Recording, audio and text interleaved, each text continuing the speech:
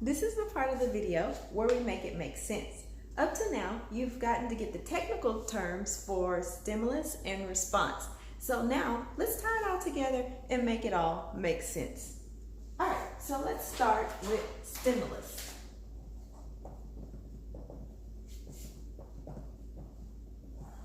According to your definition, stimulus was an energy change.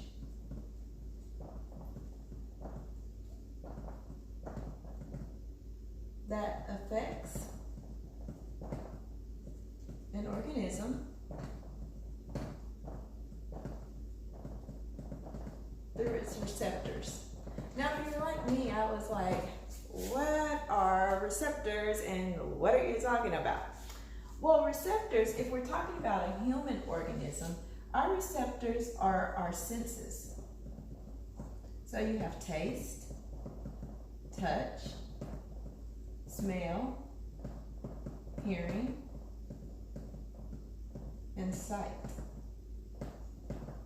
Now, for other organisms, let's say like bugs, they have their antennas, and their antennas have receptors on there. So depending on what the organism is, depends on how you affect it. So what happens is something is presented, a stimulus, or what we call a stimulus, comes into contact with you, and it causes your taste, touch, smell, hearing, sight, or your receptors to have an effect. Well, you're still probably like, well, okay, we know what the receptors are, but again, what is a stimulus? So I like to pair it with something that you're already familiar with. So let's think of a stimulus as a noun. Now, what is a noun? If we pair it with the noun, we know that a noun is a person, place, thing, and for the sake of us and in our definition, we're going to go ahead and add a condition. So when a condition, it means you can be hot, you can be thirsty, you can be cold. These are conditions.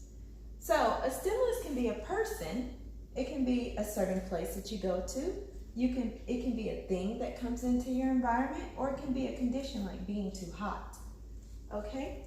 So a stimulus always occurs first.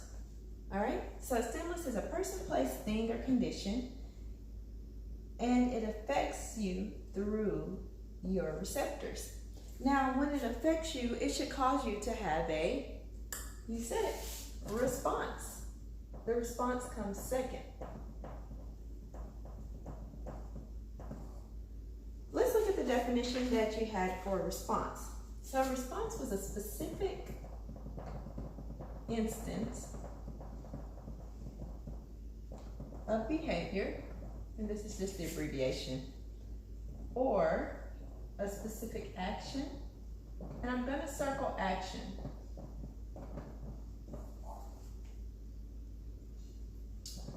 Of an organism's effector. We're still talking about that organism, but we're talking about a specific instance or action, okay? So since we're talking about action and we have the noun over here, well, in English, the noun comes first, the verb comes second. So your response, if you think about action verbs, it makes it all kind of ding ding come together. So let's say that you have a sight, you see a person that you haven't seen in a long time, and you may respond by calling their name.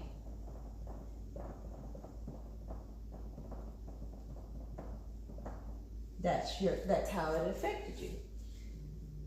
You may have, let's say, you go to a place like a bakery, you smell something that smells good, and it causes you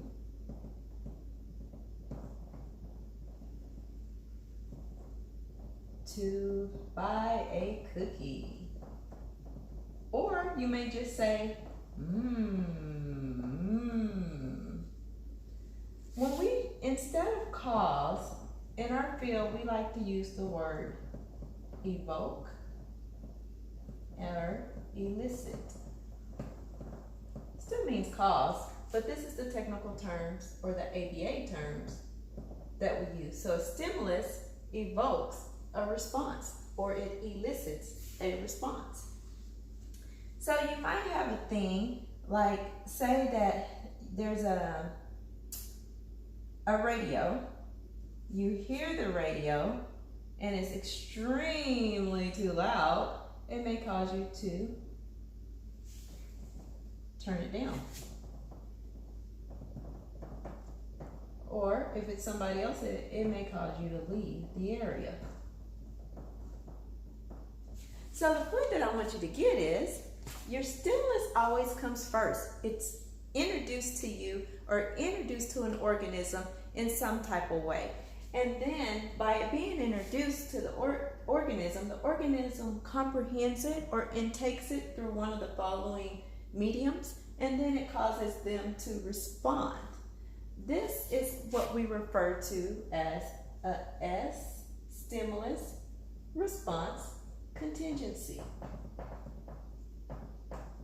What the contingency means is this, simple. If I have a stimulus, then I should have a response. So, I hope that it kind of makes a lot more sense to you. If you think about things in your natural environment, you can also plug this in. One more example, a verbal stimulus, sit, and the dog would respond by sitting. So stimulus can be verbal, it can be an actual person, place, thing, or condition. It can be multiple things as long as it causes a response. I will say that most of the time the stimulus and the response happen within 3 seconds of each other. So if you can find the behavior of what they were doing, look right before it and you should find your stimulus. I hope it makes sense to you. If not, review the videos, find a couple of more examples, and hang on, because now we're going to move into stimulus class and stimulus responses. See you in a little bit.